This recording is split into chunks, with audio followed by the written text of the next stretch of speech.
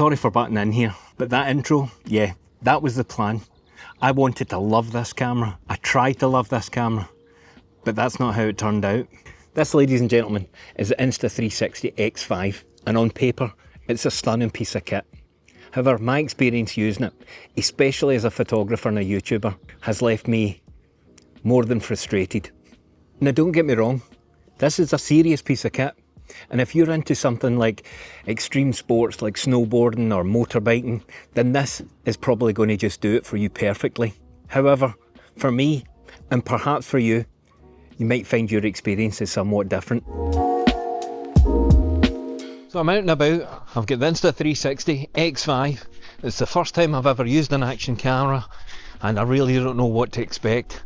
So we're going to go a walkabout, we're going to try some of the different modes, and we'll see what we get. But one of the cool things is, although I'm shooting facing myself just now, and that's what you can see, the camera is already shooting all round about me. So even if I stop the recording now, I could go back in my editing software and change the view, like this.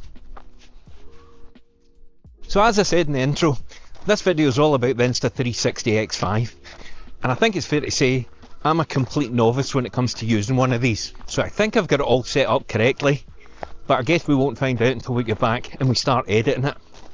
However, what I'm really enjoying just now is I can see the screen, which is bigger than the X4. I know that I'm framed okay, but the best thing about a 360 camera is it really doesn't matter if I've framed it okay or not, because it's shooting everywhere. When I'm ready, I can go back to the editing software and just change what it did.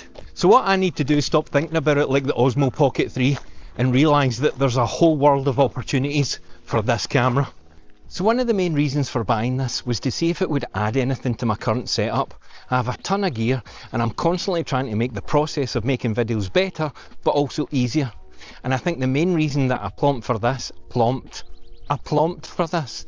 I didn't plump for this, I plumped for it. One of the main reasons that I decided to go for this is with the Pocket 3, when I've got it set up in the car and I'm trying to film the road ahead, there's quite a bit of significant drift when you go round corners, and I'm fairly confident that this little beauty will solve that problem.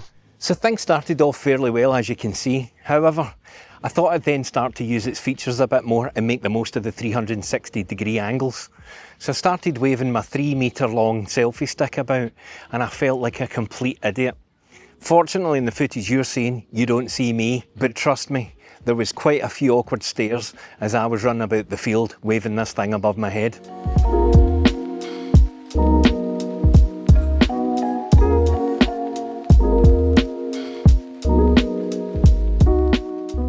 And ultimately, as you can see from the footage, it's not exactly top drawer. It's not going to win any awards. And does it add anything to a photography video?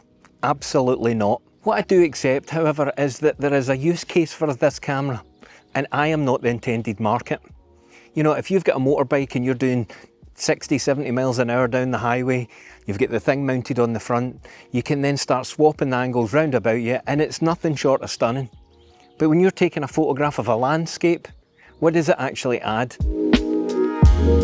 So this is a very testing shot for a camera. It's very bright behind me. I can even see from the screen it might be struggling to find the detail in my face. But I'm going to try and salvage that in the post-processing. But before I do that, I'm going to turn on HDR mode to see if that makes a difference.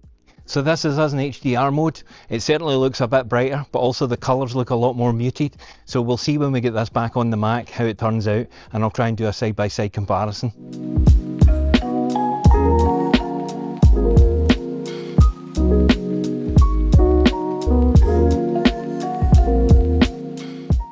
So obviously with the camera capturing absolutely everything round about me, the file sizes for these are incredibly large. When I left this morning, I was worried that I only had one battery, and the battery time on that is approximately 88 minutes. What actually is turning out to be a bit more of a worry for me is, do I have enough room on my 256 gigabyte card? Because at the moment, I've only got about 20 minutes left worth of footage, and it is filling up super quick. One of the things that tempted me to buy it was a few of the reviews said that you could simulate drone footage by using the 3-metre selfie stick. And I have to say that that is not true. The drone footage that I get using my DJI Air is 100 times better than this. And okay, there's a lot more setting up with your drone and connecting it, but once it's up in the air, you just fly the thing. With this, you've still got to edit it, and that's something I'm going to talk a lot about later. So as I said throughout the video, one of the main things that I'm trying to decide here is, will this bring another layer to what I'm doing with my videos and photography? And at the moment, I must admit, I don't think it will. I'm not a skier, I'm not a motorbiker, I can't see me having it on the outside of my car, and the whole point of a 360 camera is to capture action and have those jaw-dropping shots. But as someone who walks through mountains, up hills, through fields, near water, I'm not really sure what the benefits to me would be, but it will ultimately all come down to how easy is it to use, how easy is it to get it off the PC into Final Cut Pro where I can edit it.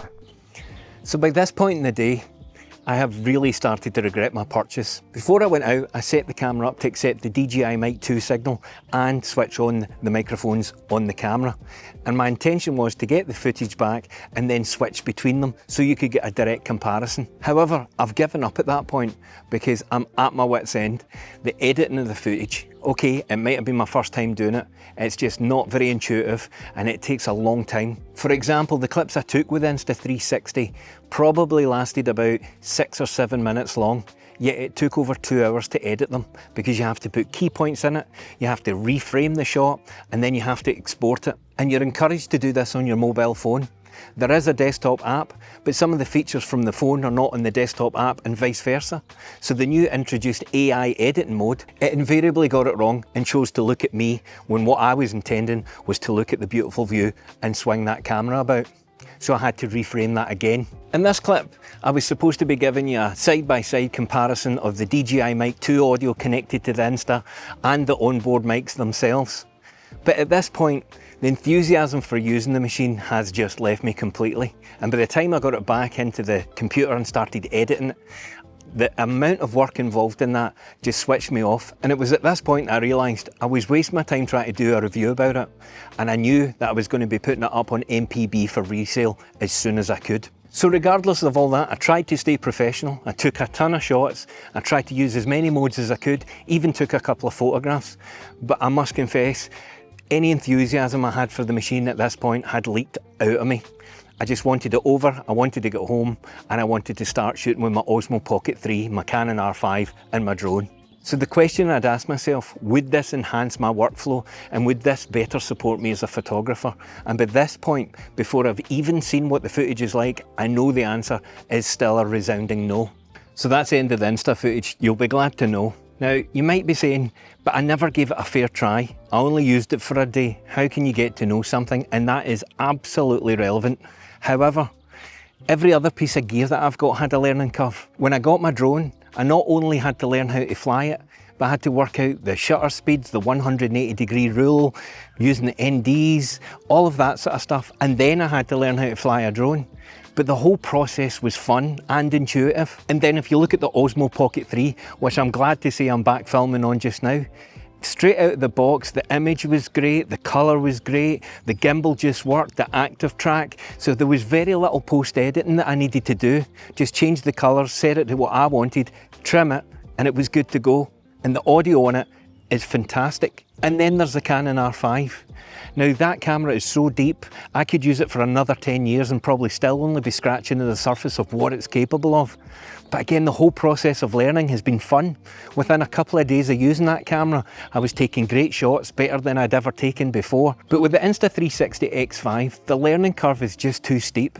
And yeah, I only used it for a day, and I could dive into more of the features and I could get better at the editing of it. But the key thing here is it wasn't enjoyable. Yeah, you can watch your footage back and you can swing it about using the tiny screen on it, but nobody really wants to do that. They want to get home, know they've captured some A-class footage, and then get it put into their video. And for me, that just wasn't happening. But the real red flag for me at the end of the day is that it was making me less likely to go out and use it.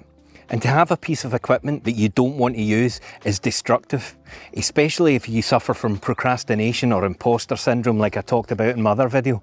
You want a piece of equipment that you know is easy to use, that you get excited about holding, and that's going to make you want to get up at 5 o'clock in the morning and go and capture a sunset. With the Insta360 X5, that's definitely not the case. So if you're like me, and you're a photographer first and a videographer second, does the Insta360 X5 make sense to you?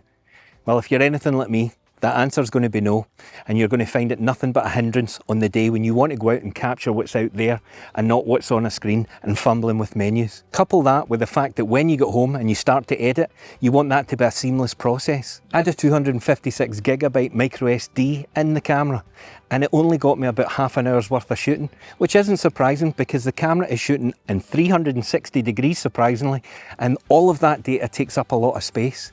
So when I was trying to move it onto the computer to edit it, guess what? Took up a chunk of the hard drive. So again, it's another bottleneck in a workflow that is already convoluted. So let's finish with a list of the things that put me off it. I'm not even going to give you a list of the good things because I don't feel qualified to tell you what they are. All I know is my experience, and that started off waving a 3-metre selfie stick around like an idiot in a field. The second thing is how difficult the footage is to edit.